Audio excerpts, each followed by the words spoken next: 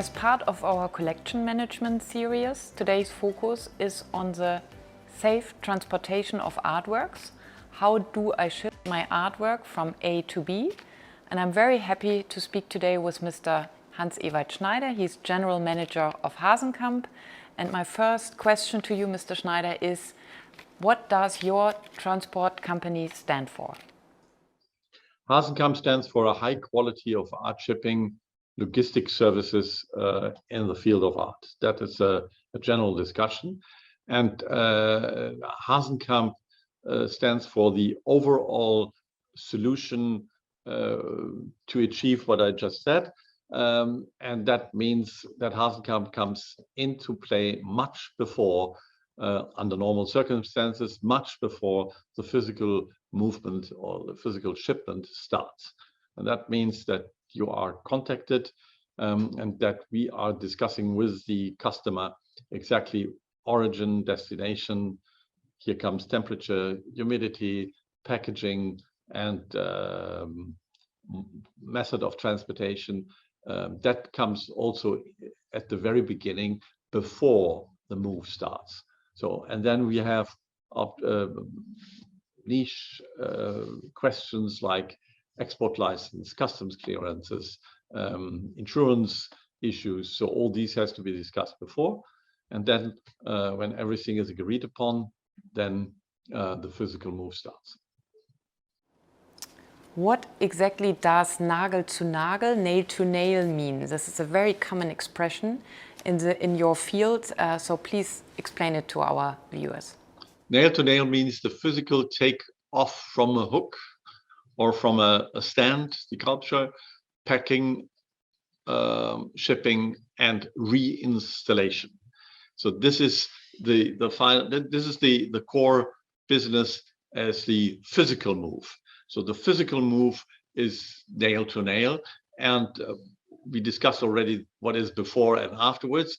But nail to nail means the physical moves, and here you need to have a very precise view. Sometimes when objects are in complex areas, then you have to have an on-site view before, so that your people, the art handlers, exactly know what kind of equipment they need. Do they need cranes? Do they need special equipment, etc.? And then you are able to take it off the nail and bring it at the final destination on the nail again.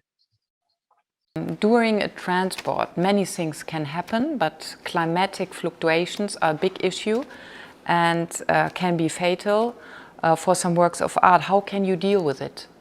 The destined to origin is, of course, the crucial factor. Sorry, and then you have a so-called what we call climate crate, and this climate crate prevents the change of humidity at all, regardless what the outside relative humidity is, and it stabilizes the temperature. For instance, if you drop it from 20 degrees to 0 degrees, it takes about 4 hours or a little bit more than 4 hours that the inside of the box is reaching 10 degrees Celsius. So that buffers all operations, let's say on an airport or loading, unloading a truck, so that the steadily descent or increase of temperature is for the art object the best option. On top of this, you have shocks and vibrations, which you have to deal with, and therefore you need a specialized cushioning. And the cushioning is then, of course, reflecting to the weight of the object. So to optimize, you need the weight and the three-dimensional sizes to have the right box. Every country, as we all know, has different regulation when it comes to importing and exporting works of art. To what extent can the transport company advise collectors on this topic? What does it depend on? Your experience. You have to know if you go to, let's say, where Hasenkamp is not listed in, is not existing in Buenos Aires, in Argentina, and you need then the final mile service, then you have to know a very reliable company, in this case in Argentina or wherever in the world, and you should then tell the customer, I have an experience that is company XYZ, and we should, or we recommend you to use this company. Sometimes this company, the customer is deciding someone else, but that's his right, of course, to do so. But we have a very, very long experience about companies around the world, which we're working basically daily with, and we know exactly their service level. And a customer normally is very happy if we tell him, this is the advice to use this company or that company. Last but not least, what role does sustainability play in your company, and what do you think is important in the future? On this planet, we have to reduce carbon dioxide emission. And for this, you have to have three issues which you have to focus on. Number one is the storage facilities. So as discussed, we are using geothermal heating and cooling around all our storage buildings, depots. And we started this some 17 years ago, well ahead before this discussion came up. Number two is the packaging. So just reduce anything which is not recyclable. And that means, of course, that you should just have natural products. Here we come to wood. And get rid of bubble wraps and whatever, reduce plastic.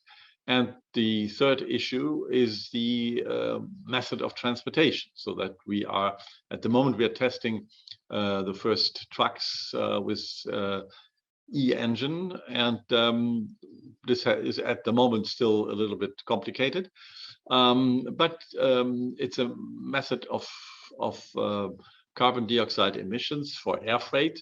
We are talking about sustainable fuel, kerosene for air freight. So Lufthansa is providing that already. Of course, this is more expensive. And then the customer is asked if he wants to pay a higher price because of the sustainability and the environmental issues.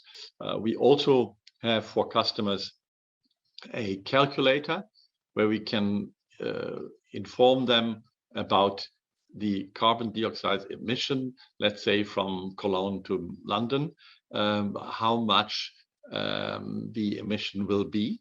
And this is sometimes very helpful. And then, like the airline industry, we also have a program of compensation so that customers can compensate their carbon dioxide emission for art shipping. Thank you very much, Mr. Schneider, for your time and for sharing your experience with all of us.